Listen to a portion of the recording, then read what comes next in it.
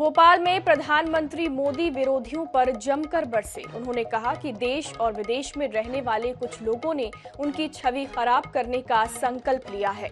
वो मोदी की कब्र खोदना चाहते हैं। प्रधानमंत्री के इस बयान पर कांग्रेस ने ट्वीट कर पलटवार किया है, जिसमें लिखा है कि आपकी कब्र कोई नहीं खोद रहा, बल्कि आप लोकतंत्र की कब्र खोद रहे हैं।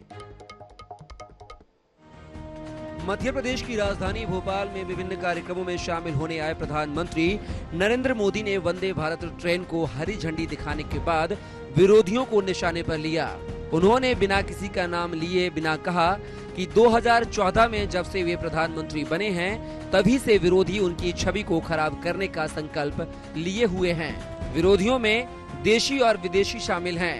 उन्होंने कहा कि विरोधी उनकी कब्र खोदना चाहते हैं।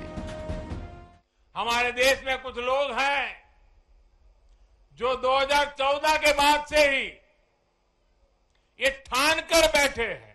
उन्होंने अपना संकल्प घोषित किया है, हम मोदी की छवि को धूमिल करके रहेंगे।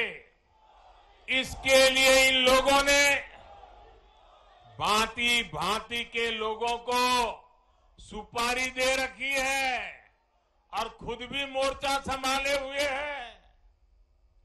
इन लोगों का साथ देने के लिए कुछ लोग देश के भीतर है और कुछ देश के बाहर भी बैठकर अपना काम कर रहे हैं।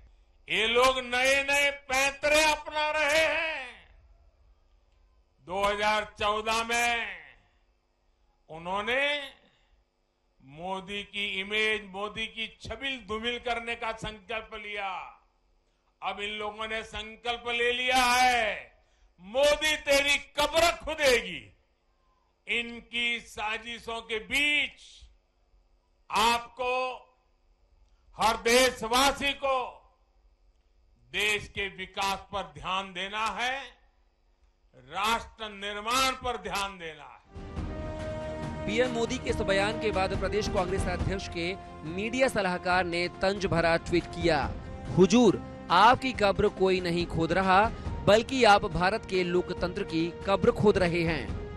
उनकी कोई कब्र खोदना चाहता है।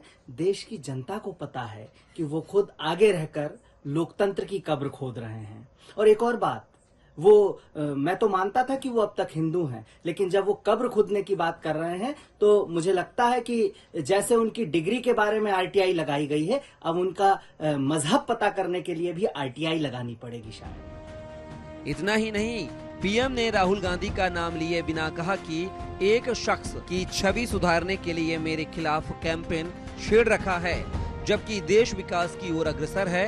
यही विकास इन लोगों को बर्दाश्त नहीं हो रहा। आईएनएस न्यूज के लिए भोपाल से मनीष कांत जैन की रिपोर्ट।